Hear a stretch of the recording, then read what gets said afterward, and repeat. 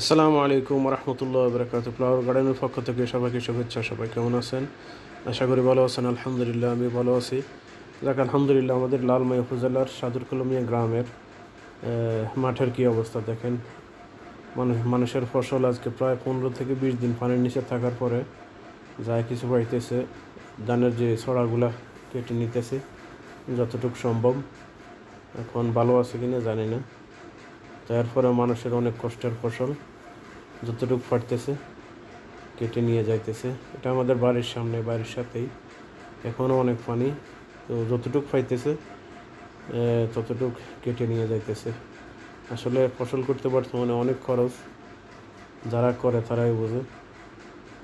তো যাক আলহামদুলিল্লাহ, মানুষের ইনশাআল্লাহ আল্লাহ তাআলা পরবর্তীতে রিজিক অবশ্যই দান করবেন এবং যে ক্ষতিপূরণ হয়েছে আল্লাহ তাআলা তা দিয়ে দিবেন মানুষের। আর এটা হলো আমাদের বাড়ির যে রাস্তা, নতুন রাস্তা নাটোপাড়া দিয়ে গেছে ওই রাস্তাটা। তো এখনও জমিনে অনেক পানি। এখানে একটা ফিশারি ছিল, ওই ফিশারিটা ফুল, মাছগুলো সব চলে গেছে। এখনও পুকুরের পাড় এখনও পানির প্রায় নিচে। আর জমিনের অবস্থা, এখানে জাল বসানো আছে, মাছ ধরতেছে মনে।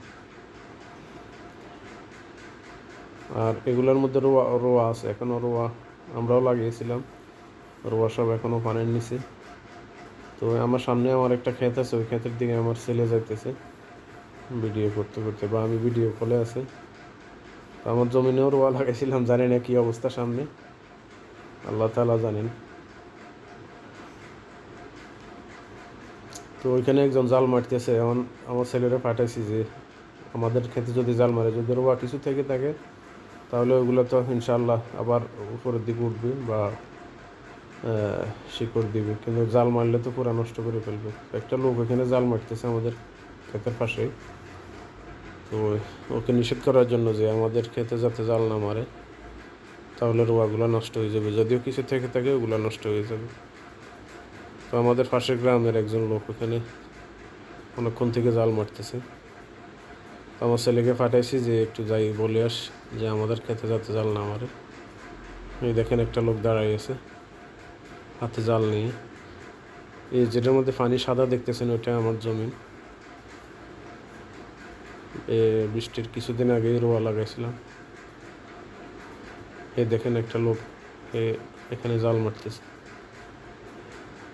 এটা কিন্তু নদী না, এগুলা খায়, মানে আমাদের মাঠ, ফসলের মাঠ। এই দেখেন জাল জাল নিয়ে দাঁড়িয়ে আছে, জাল মারতেছে।